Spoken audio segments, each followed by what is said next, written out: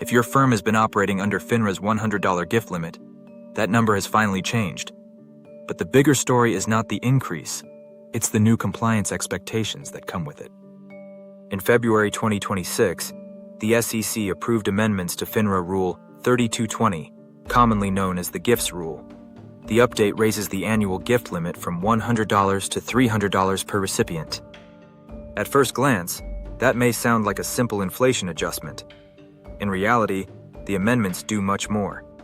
FINRA has now codified decades of interpretive guidance directly into the rule, clarified valuation and aggregation standards, strengthened supervisory expectations, and granted itself express authority to provide exemptions. In other words, the rules are clearer, but the compliance bar is higher. Let's start with the new gift limit. The $100 cap had not been adjusted since 1992. FINRA initially proposed raising the threshold to $250, but after public comments and inflation analysis, the final number became $300. The SEC concluded that the higher $300 threshold better reflects modern purchasing power while preserving the rule's original purpose, preventing conflicts of interest and improper influence. But firms should resist viewing this as an invitation to give larger gifts. Regulators will likely treat $300 as a ceiling, not a target. A $295 gift may technically comply with the rule, but patterns of conduct, aggregation across the firm, and reputation optics remain supervisory concerns. The focus of the rule has never been the price tag. It is influence, which is why the rule carves out gifts made to a firm's own employees or its retail customers. Another significant development is the codification of interpretive guidance. For years, firms relied on FINRA notices, FAQs, and interpretive letters to understand how the rule should be applied. Much of that guidance is now embedded directly in the rule text. This includes detailed standards for gift valuation. Most gifts must now be valued at cost, excluding taxes and delivery charges.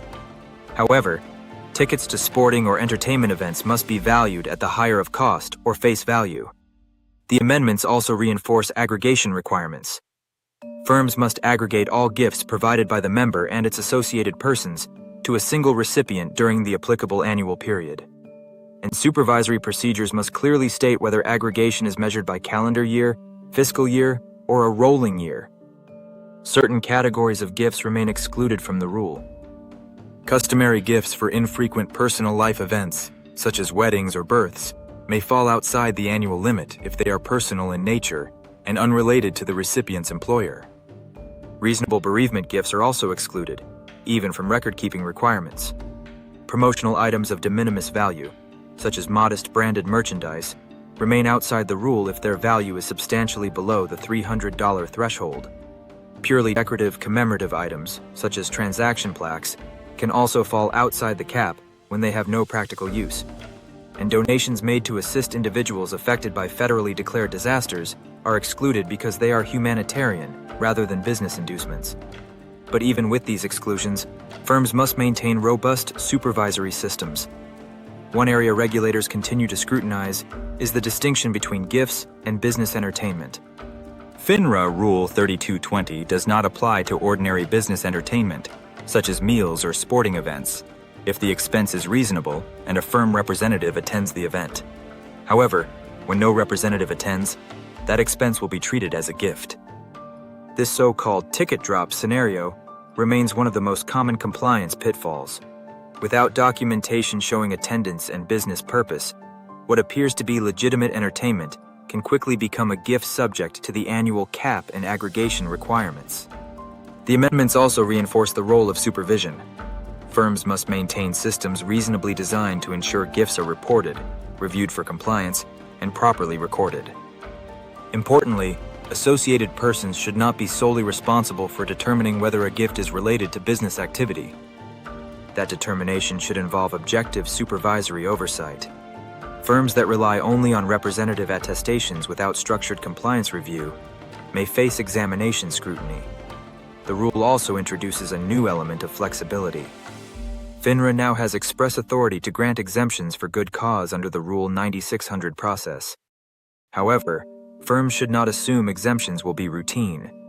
Any exemption must remain consistent with investor protection and the public interest. The amendments also harmonize gift limits across FINRA's non-cash compensation rules, raising those limits to $300 as well. While this alignment simplifies administration, it also raises supervisory expectations in product distribution contexts. Compliance teams should ensure coordination between compensation programs, product teams, and supervisory controls. And firms should remember that FINRA Rule 3220 is not the only regulatory framework that governs gifts. Restrictions under ERISA, MSRB rules, and state or municipal pay-to-play regulations remain in place. Many government entities maintain strict limitations on gifts provided to public officials and employees. So what should broker-dealers be doing now?